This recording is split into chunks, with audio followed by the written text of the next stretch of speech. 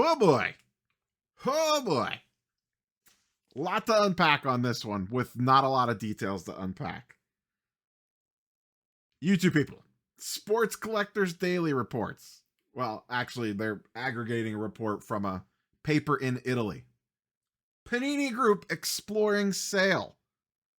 Topps named as potential buyer.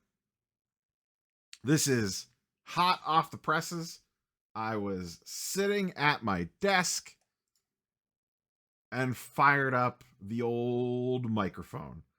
I'm sure there'll be a lot more that comes out of this over the coming days, and this is not happening anytime soon, if at all. They're just named as one of the potential buyers. The Sports Collectors Daily post talks about the longtime CEO and controlling shareholder over, and this is Panini proper. This is Italy Panini. This is the top of the food chain Panini, not Panini America, which is underneath that.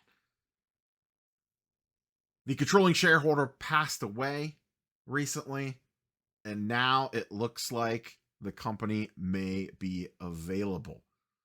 And it sounds like it could even get pieced out, because Panini, we in our world think of it as the trading card side of things, but there's actually a lot more to it than that. There's a sticker business. There's a lot of other nonsense that they have their hands in. We think of it from a very limited perspective.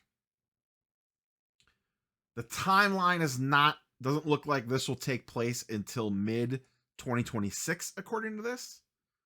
And right here, the Topps company, owned by Fanatics, is explicitly identified in the report as a leading candidate to have interest in Panini's operations.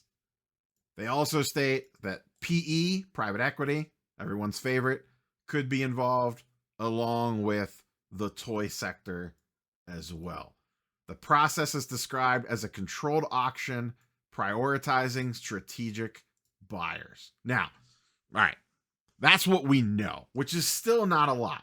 The funny part of all this is the fact that Panini America and Panini is in the process of suing Fanatics, but they might end up selling to them, which I think is kind of how we all thought that this was going to end up anyway. It would be the irony of, we're suing you because you're a monopoly. You're big, bad, and evil. Also, why don't you buy us? Is not lost on me. And like I said, we don't know that this is happening for sure, but this was always on the bingo card. So this bubbling up now is not a surprise. And this is me. I'm firing from the hip right now. This got posted 5 minutes ago, and I've already hit record because that's what we do around here. I wonder if this doesn't let's assume that this all goes forward and happens.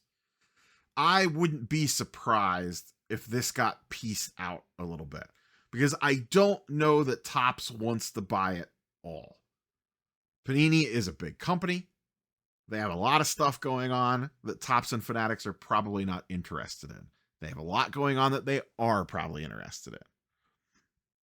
So at minimum, you would think they would want to buy some of if they own manufacturing, anything manufacturing oriented, they might want to get their hands on. They might want to get their hands on the international stuff. Panini has a huge presence in the EU and international in general. Panini has a monster presence with their sticker business.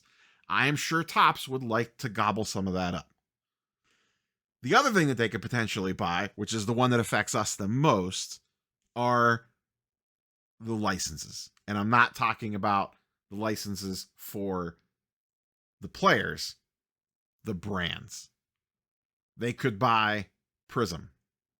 They could buy Donruss, Flawless, NT, all the Panini brands that are out there. They could buy that IP and then potentially use that in the future, so you would have a Topps version of National Treasures. Everyone that was been investing in kabooms and color blasts, uh-oh, they might be back on the menu, boys and girls. Once again, we are deep into speculation mode. But if they bought up the IP rights for Panini Designs, Downtowns are back, Kabooms are back, Color Blasts are back, Prism is back. All those little things. And that's just because they buy them all doesn't mean that they might use them all. But they're there. They could potentially have them. Give me my Don Russ rated rookie back, baby. Because as great as Topps and Fanatics are at stuff, the one thing that they have struggled with over the years is case hits. They've gotten a little better at it. I was impressed with some of the stuff that comes out of Topps basketball insert wise. I like the direction that they're going in, but if they can now mix this in, plus if they get Prism, yeah, it competes with Topps Chrome. Yeah, it's not exactly the same thing. They're very similar, but that would give them 2 flagship products every year to go off of. And just because they bought them all doesn't mean they need to make them all. But imagine a Topps version of Prism that sat alongside Topps Chrome. Wild times, folks. The never-ending drama around this whole Panini Topps Fanatics mess. If it all just ends in a sale, that would be hilarious to me. I could already hear the comment section about monopolies, all this nonsense. And what I don't know is how this would potentially, and no one probably really knows. I would be curious to see Lesko's take on how this impacts all the legalese of what's going on. But we all knew that this was probably on the bingo card, and probably the most likely result is that Topps and Fanatics ends up writing a check to Panini in some shape or form. The question is, what pieces and parts do they get? Do they want? I can't imagine a lot of other entities out there willing to pay top dollar for the IP rights to the brands, because Panini doesn't have a lot of licenses right now out there. They have the WNBA, but that is probably fragile at best. And then they have a few other ones. But I think it's the IP around Prism, NT, the stuff that we talked about, Optic. I think that's actually what has some value here. And who that's going to be most valuable to is Topps and Fanatics. So you could see, once again, I don't know if this could happen, but I would imagine you could see something where it's like, oh, okay, toy company or PE firm, you want this stuff, cool. We're going to sell this other chunk of the business to Topps and Fanatics, and it basically just gets cut up to pieces. I think that's the most likely thing to happen here, with not knowing basically anything about how these high-end mergers and acquisitions work.